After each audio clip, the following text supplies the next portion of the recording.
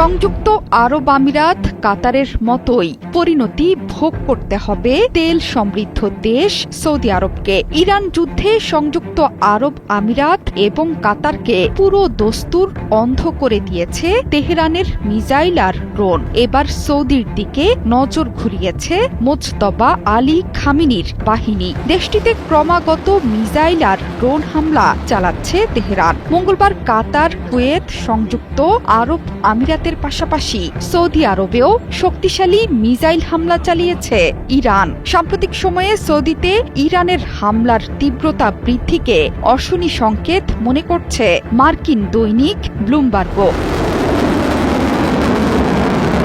দেশের পূর্বাঞ্চলীয় প্রদেশের ওপর দিয়ে উড়ে গেছে বেশ কয়েকটি ইরানি ড্রোন। এর আগে রিয়াদের দক্ষিণ পূর্বে মার্কিন বাহিনীর ঘাঁটি হিসেবে ব্যবহৃত প্রধান প্রিন্স সুলতান বিমান ঘাঁটির কাছে ইরান ছুড়েছে ব্যালিস্টিক মিসাইল। যদিও এসব ড্রোন এবং মিসাইল ভূপাতিত করার দাবি করেছে প্রতিরক্ষা মন্ত্রণালয়। রিয়াদের কূটনৈতিক এলাকাতেও সাম্প্রতিক সময়ে হামলা চালিয়েছে ইরান।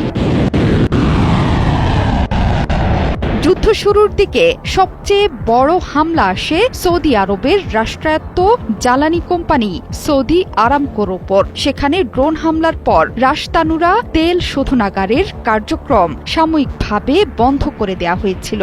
প্রতিদিন প্রায় 5,50,000 ব্যারেল তেল প্রক্রিয়াজাত করা এই স্থাপনাটি আরামকোর অন্যতম প্রধান শোধনাগার।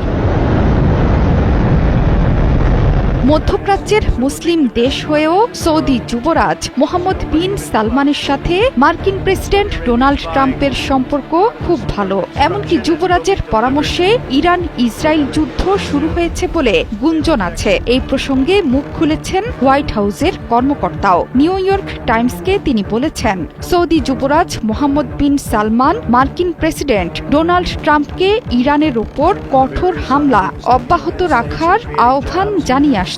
প্রতিবেদনটি বলছে, ট্রাম্প নিয়মিত আরব নেতাদের সাথে কথা বলছেন, প্রয়োজন মতো পরামর্শ গ্রহণ করছেন। ইরান যুদ্ধ নিয়ে যুবরাজের পরামর্শ প্রয়াত সৌদি বাদশাহ আবদুল্লাহর কথার প্রতিধ্বনি বলে মনে করছেন বিশ্লেষকরা। সৌদি বাদশাহ ওয়াশিংটনকে সাপের মাথা কেটে ফেলতে চাপ দিয়েছিলেন। তবে বলতেই হবে, সাপের সাথে লড়াই করা অত সহজ নয়, সেটি এখন প্রমাণ করছে ইরান।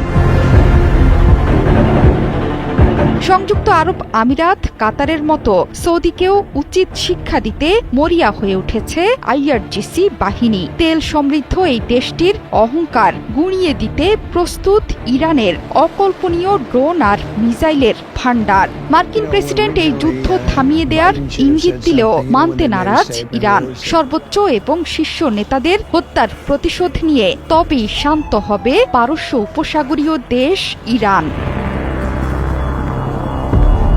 জোহরা চৌধুরী সেতু, ৭১।